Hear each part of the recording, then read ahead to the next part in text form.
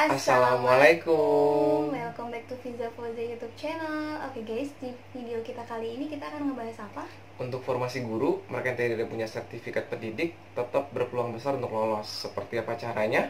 Jangan lupa di like, comment, dan subscribe, dan juga di share ke seluruh sosial media yang kalian punya. Thank you.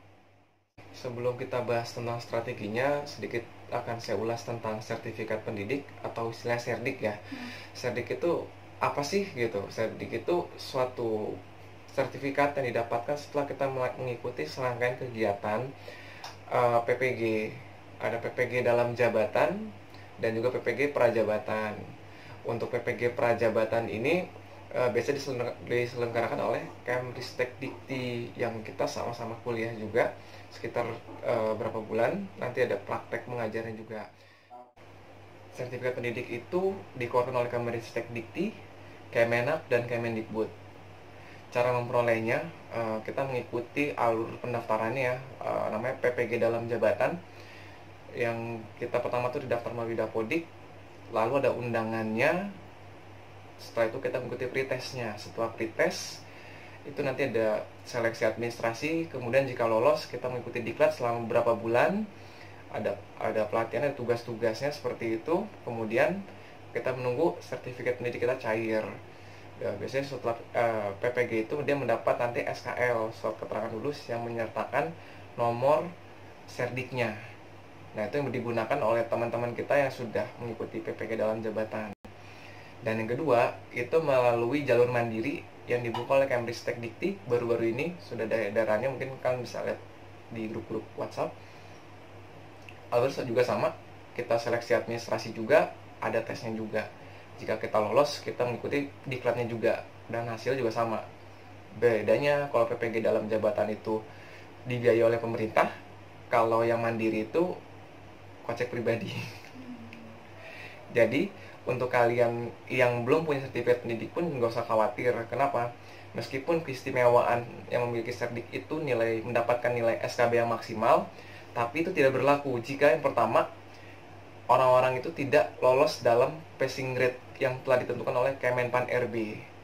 Dan yang kedua, meskipun dia lolos passing grade, tapi tidak memenuhi atau masuk dalam 3 kali formasi kebutuhan, otomatis dia tidak bisa ikut SKB.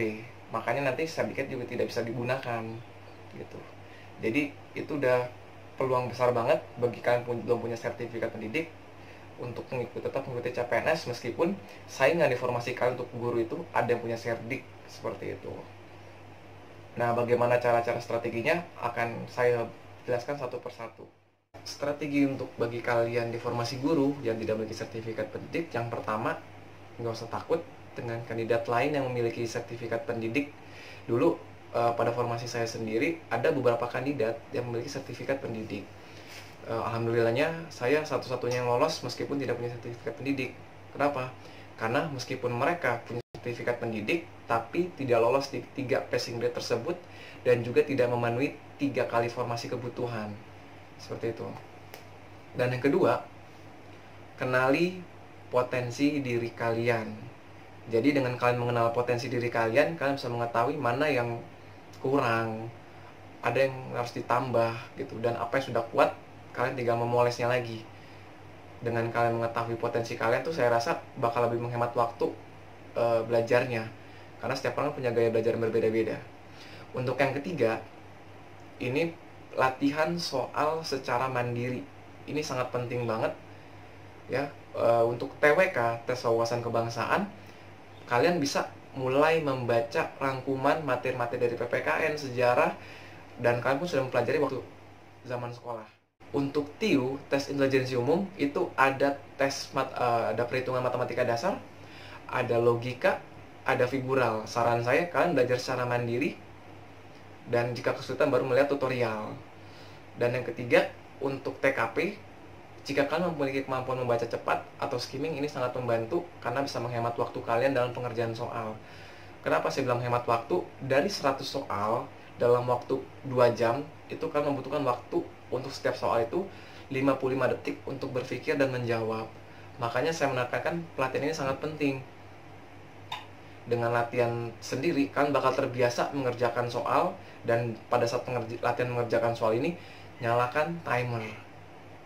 Jadi kalian bisa mensimulasikan diri kalian pada situasi ujian tersebut. Jadi kalian gak gampang panik. Nah, itu untuk tips soal-soalnya. Nah, bagaimana memaksimalkan dari latihan tersebut? Untuk TWK, kalian bisa baca rangkuman-rangkuman. Biasanya di setiap akhir rangkuman itu ada latihan-latihan soalnya. Kalian bisa mulai mengisi, dan kalian kalau kesulitan tinggal googling atau baca tutorial untuk TWK. Tapi saya rasa tidak kesulitan TWK. Nah, untuk TIU sendiri, untuk soal matematika dasar ini, kemampuan berhitung dasar, operasi hitungan dasar itu sangat penting. Jadi back to basic banget. Dan yang kedua, untuk logika itu kalian, saran saya menggunakan coret-coretan.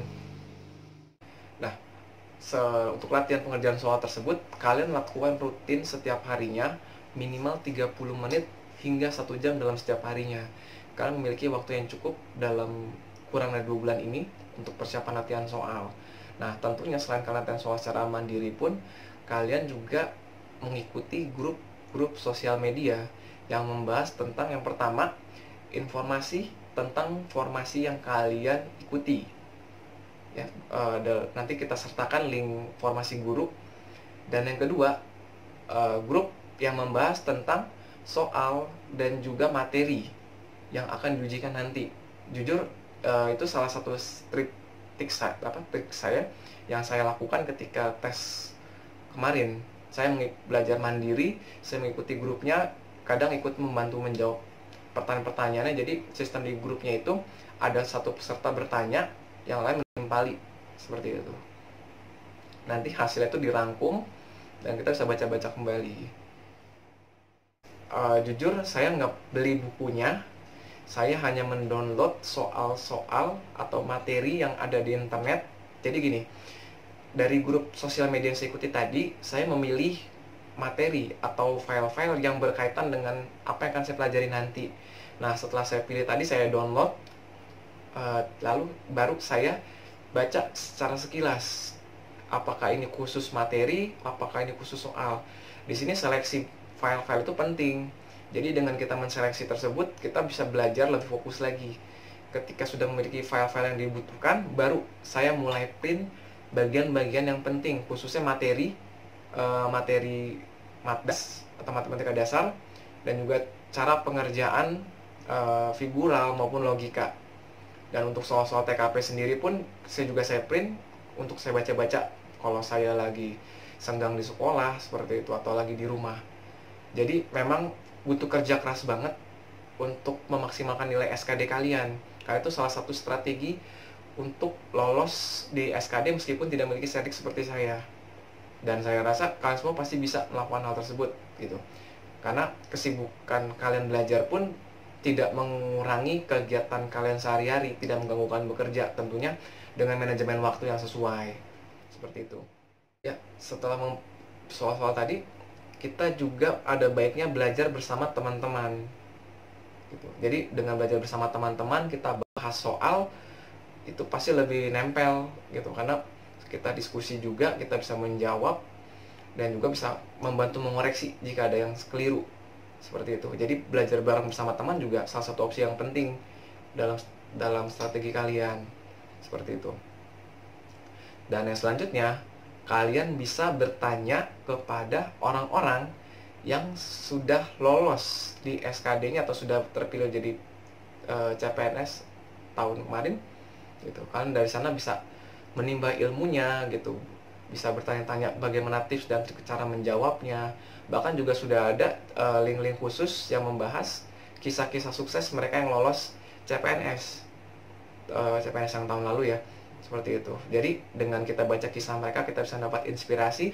Syukur-syukur kita punya kontaknya mereka, kita bisa bertanya-tanya langsung ke mereka bagaimana sih tips cara mendetailnya, atau bagaimana pengerjaan soalnya, atau kita bisa nanya soal ini gimana sih cara jawabnya, seperti itu. Karena setiap orang tersebut pasti punya informasi yang mungkin kita butuhkan. Dan satu lagi, ini yang penting juga gitu kan, jangan sampai kita lalai, yaitu berdoa sebelum pengerjaan soal supaya kalian diberikan kemudahan. Dan saya berharap kepada kalian semua yang berjuang di seleksi CPNS tahun ini, semoga diberikan kemudahan dan hasil yang terbaik berdasarkan usaha kalian juga. Ya, itu strategi dari saya untuk formasi guru yang tidak memiliki sertifikat pendidik agar bisa lolos di SKD. Dan saya dan istri juga berdoa supaya kalian mengikuti tes seleksi tahun ini diberikan hasil yang terbaik. Oke guys, mungkin itu aja dari kami yang bisa kami sampaikan. Semoga informasi ini bisa bermanfaat buat kalian. Terima kasih yang sudah nonton. Kalau video ini bermanfaat buat kalian, jangan lupa di like, comment, subscribe, dan di share ke seluruh sosial media yang kalian punya. Terima kasih semuanya. Wassalamualaikum.